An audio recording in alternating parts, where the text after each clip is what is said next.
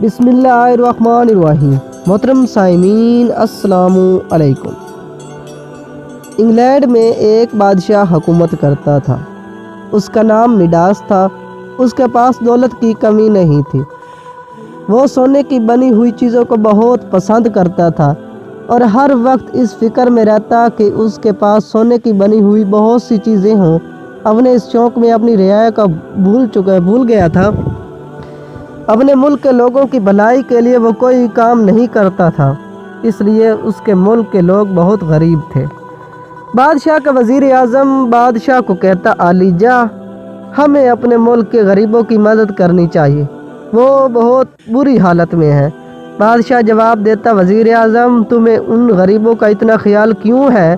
کیا تم یہ چاہتے ہو کہ ہم اپنی دولت ان بھوکے ننگوں میں لٹا دیں اور خود فقیر ہو جائیں؟ نہیں، یہ نہیں ہو سکتا، ہم ان کی کوئی مدد نہیں کر سکتے۔ یہ کہہ کر وہ اپنے محل کے کمرے میں چلا جاتا اور اپنے پاس جمع کیے ہوئے سونے کے سکے گننے لگتا۔ وہ جتنے زیادہ سونے کے سکے گنتا اسے اتنا ہی مزہ آتا۔ بادشاہ مڈاس کی ایک بڑی ہی پیاری لڑکی تھی جس کا نام میری گولڈ تھا۔ میری گولڈ بہت خوبصورت تھی، اسے پھول بہت پسند تھے اور جب بھی موقع ملتا وہ باغ میں جا کر پھول جمع کرتی تھی۔ جب بھی میری گولڈ کی سالگرہ ہوتی تو بادشاہ اسے سونے کے بنے ہوئے تحفے دیتا۔ ایک دن جب اس کا وزیر اسے غریبوں کی مدد کرنے کو کہہ رہا تھا، بادشاہ غصہ ہو کر بولا، تم کو نہیں معلوم کہ میں دنیا کا امیر ترین بادشاہ بننا چاہتا ہوں اور تم ہو کہ میری دولت کم کرنے کا سوچتے ہو؟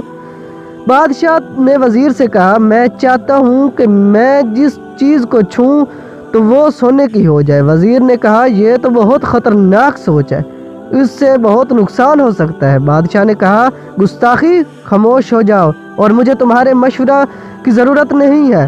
اسی وقت وہاں سے ایک پری گزر رہی تھی۔ اس نے جب بادشاہ کی خواہش سنی تو اس نے لالچی بادشاہ کو سبق سکھانا چاہا۔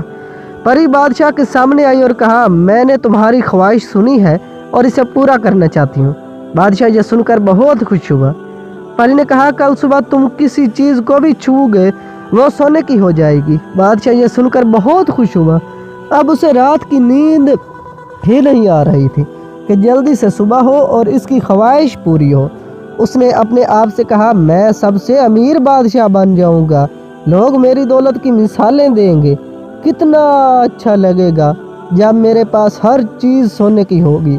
صبح بادشاہ بہت جلد نیند سے جاگ گیا۔ اس نے جیسے ہی اپنے کمبل کو چھوا تو کمبل سونے کا ہو گیا۔ بادشاہ بہت خوش ہوا۔ اب اس نے کرسی کو چھوا تو کرسی بھی سونے کی ہو گئی۔ جگ کو چھوا تو جگ بھی سونے کا ہو گیا۔ موم بتی کے اسٹینڈ کو چھوا تو وہ بھی سونے کا ہو گیا۔ اپنے پلنگ کو چھوا تو وہ بھی سونے کا ہو گیا۔ اپنے کمرے کی سب چیزوں کو سونے کا کرنے کے بعد بادشاہ اپنے محل کے باغ میں گیا۔ وہاں اس نے پھولوں کو چھوا تو وہ بھی سونے کے ہو گئے۔ میری گولڈ کے پلے ہوئے ہرن اور خرگوش کو چھوا تو وہ بھی سونے کے ہو گئے۔ ہر چیز کو سونے کا بنا کر بادشاہ خوشی خوشی محل میں واپس آیا۔ جب وہ ناشتہ کرنے میز پر بیٹھا تاکہ ناشتہ کر سکے، میز پر ناشتہ لگ چکا تھا۔ ناشتے میں دنیا کی ہر نعمت موجود تھی۔ بادشاہ نے کھانے کو ہاتھ بڑھایا تو اس نے سیب کو اٹھانا چاہا تو وہ سونے کا بن گیا۔ وہ جس چیز مثلاً ڈبل روٹی، دودھ کا گلاس، مکھن، جام، ٹرے، ٹوکری وغیرہ کو ہاتھ لگاتا وہ چیز سونے کی بن جاتی۔ وہ ناشتہ نہ کر سکا۔ بچوں، کیا کبھی سونے کی چیزیں بھی کھائی جا سکتی ہیں؟ یہ چیزیں تو صرف رکھنے کے لیے ہوتی ہیں، انہیں کھاتا کون ہے جو بادشاہ کھا سکتا؟ صبح جب شہزادی میری گولڈ اپنے محل کے باغ میں پہنچی، پھول توڑنے گئی تو وہاں کا عجیب نظارہ دیکھ کر حیران ہو گئی کہ سارے باغ اور اس کے پالتو جانور مختلف نظر آ رہے تھے۔ وہ بہت اداس ہو گئی۔ اس نے کہا، سب پھولوں کی خوشبو کھو گئی ہے، میرے پالتو جانور بھی حرکت نہیں کر رہے ہیں، یہ ان سب کو کیا ہو گیا؟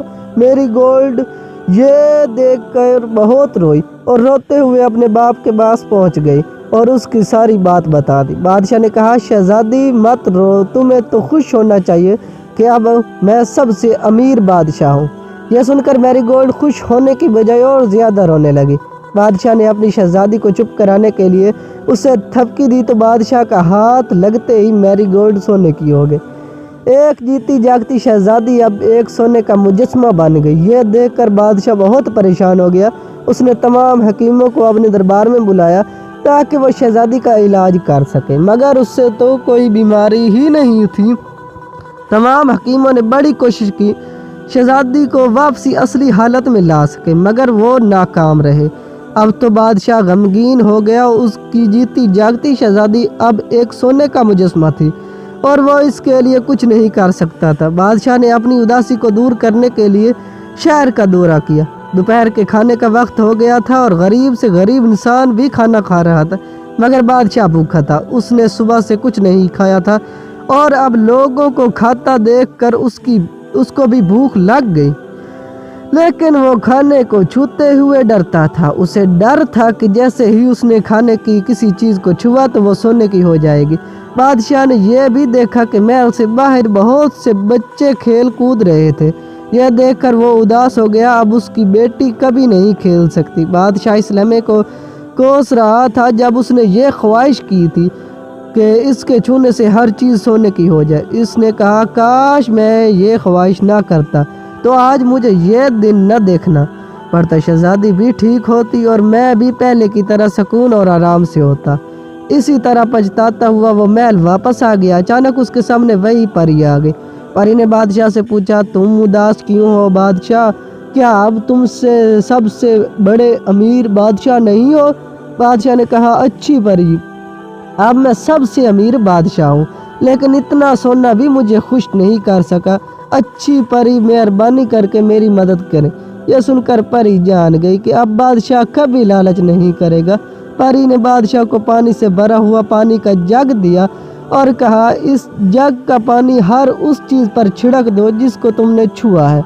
بادشاہ جگ لے کر پہلے باغ کی طرف بھاگا۔ جب اس نے پھولوں پر جگ کا پانی چھڑکا تو وہ پہلے کی طرح تر و تازہ خوشبودار ہو گئے۔